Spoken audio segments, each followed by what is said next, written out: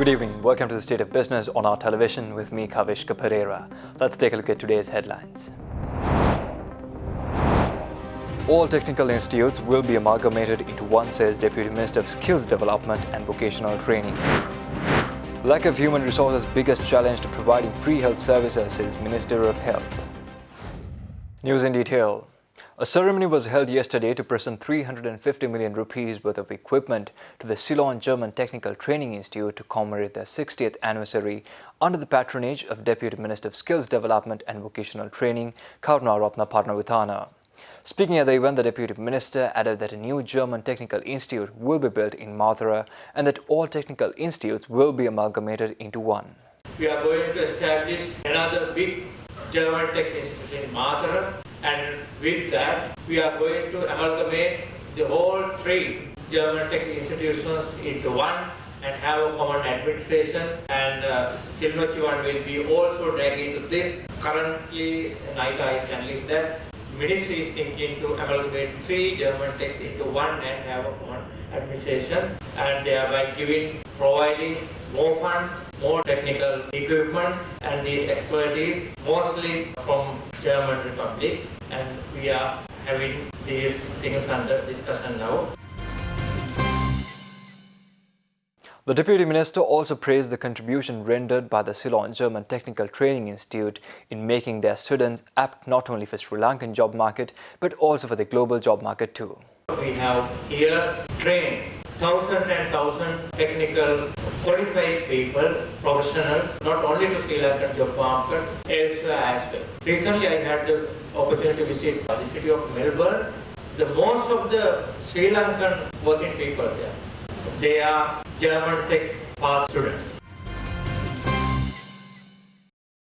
Addressing the 72nd Health Assembly in Geneva, Minister of Health, Nutrition and Indigenous Medicine, Dr. Rajatha Senaratne emphasized that providing free health services is challenging owing to the lack of human resources in Sri Lanka. However, he asserted that the government is committed to moving forward and that the policy reform spells out a revitalization, reorganization and retooling process emphasizing primary health care strengthening. The minister also mentioned on the progress of the national policy on healthcare delivery by stressing on the 846 healthy lifestyle centers and 906 well women clinics established island-wide.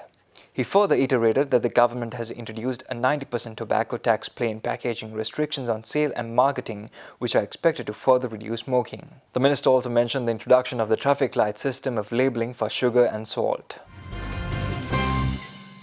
A report issued by the Family Health Bureau of the Ministry of Health shows that stillbirths and neonatal deaths have decreased in Sri Lanka in recent times.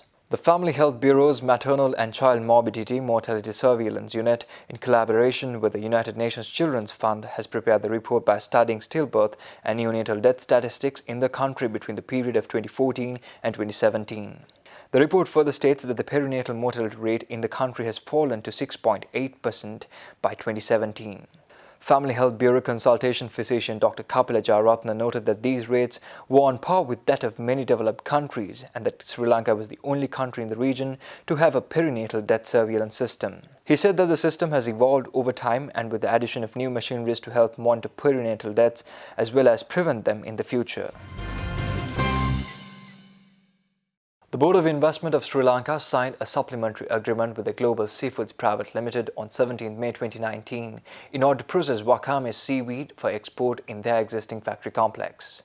The agreement was signed on behalf of the BOI by the chairman of the board Mangalayapa and by the director of Global Seafoods Radhika Subasinghe. Secretaries to the company Chandani Veragala signed on behalf of Nexia Corporate Consultants. Global Seafoods is a company that employs more than 250 staff and supports the local fishing industry by purchasing bulk of its raw material from local fishermen. Group General Manager Parakrama Veerasinghe stated that wakame is a seaweed found in the Pacific Ocean which will be imported, processed and re-exported to Japan. He further added that it is the first time that this product will be processed in Sri Lanka and the Global Seafoods is glad to be a part of adding a new product to Sri Lanka's export basket. Keep tuning in for more news after this short commercial break.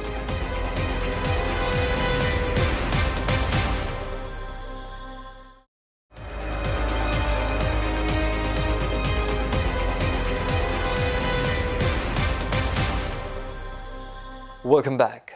Addressing the After Access survey launched in Sri Lanka yesterday by the regional digital policy think tank Learn Asia, Senior Research Manager Ayesha Zainuddin noted the following about the barriers to e-governance services in Sri Lanka.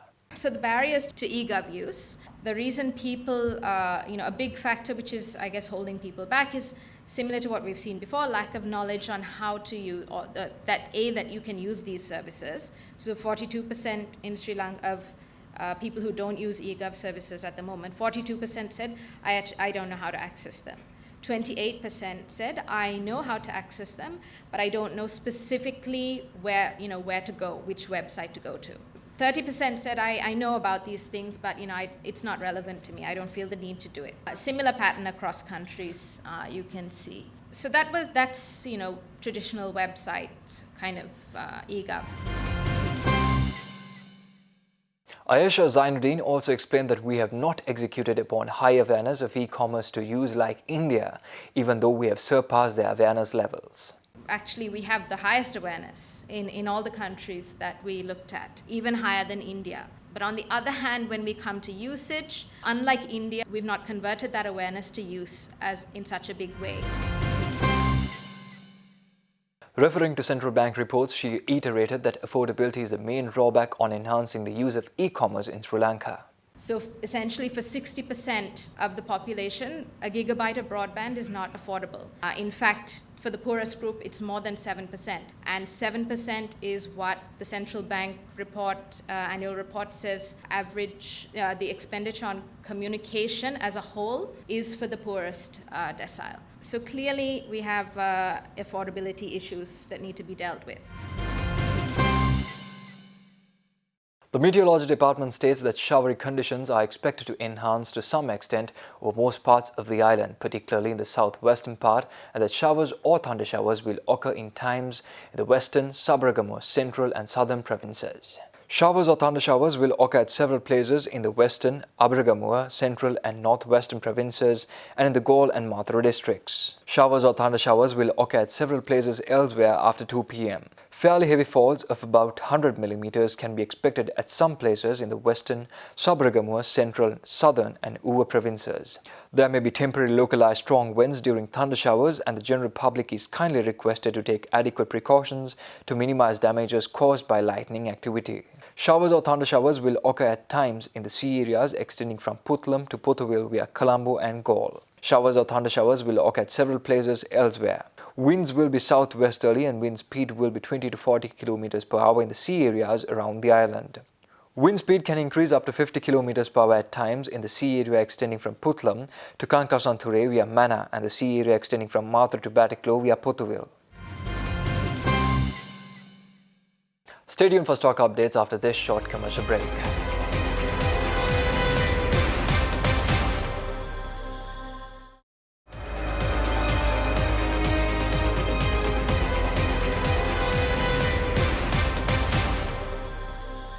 Welcome back.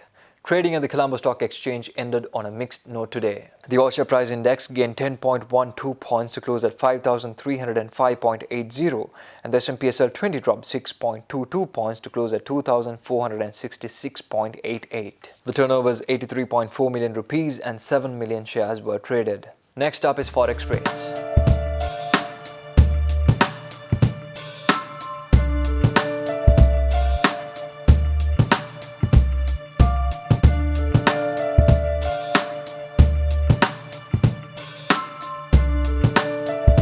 Well, that's a wrap of the bulletin for the day, signing off with a promise for tomorrow at the same time with nothing but the latest. Thank you and good night.